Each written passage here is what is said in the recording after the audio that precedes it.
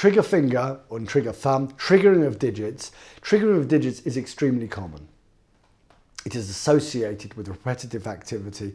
It is associated with playing golf, having pressure in the hand. I see this in tennis players. It's also associated with obsessive texting, computer activity, BlackBerry thumb. In younger and younger patients, one can see patients even in their early 20s with frank triggering, with triggering of their digits. What is triggering? There is an anatomical issue that with certain types of activity, you can get inflammation and a tightening of a certain area in the hand where the tendon passes through. The tendons themselves pass through a tunnel. So the tendon that bends the thumb goes through a tunnel, and there are rings that hold the tendon onto the bone. At trigger thumb, the ring over here becomes tighter and inflamed, and the tendon cannot pass through properly, and the thumb clicks or triggers. And likewise within the hand, there are pulleys or rings that hold these tendons onto the bone, and particularly the A1 pulley, these pulleys, these tendons within the hand can become tethered, and particularly early in the morning one retains more fluid at night, early in the morning the finger can be stuck down into the hand. It can be extremely difficult to release this. The thumb can be stuck down and click open, and this is triggering. The most common finger to be involved is the ring finger. The thumb is commonly involved.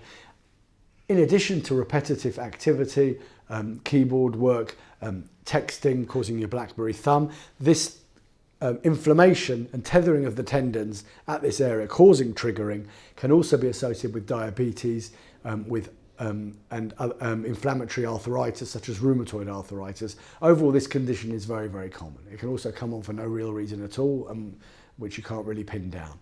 The way we treat trigger digits, in the first instance, if the triggering is very mild, one can adopt a wait and see approach. If the patient is frankly triggering with a palpable, painful nodule in the palm and the tendon really isn't passing through, there is the option of undertaking a steroid injection.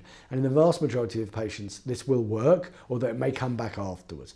I personally do not inject around flexor tendons within the hand more than once, because too much steroid can damage a tendon.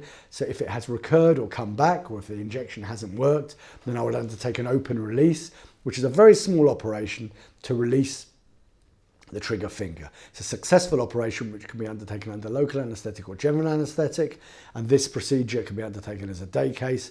One does have to have a window of time for a couple of weeks afterwards for the wound to heal. However, immediately the patient will get back to activity with respect to keyboard work and household activity.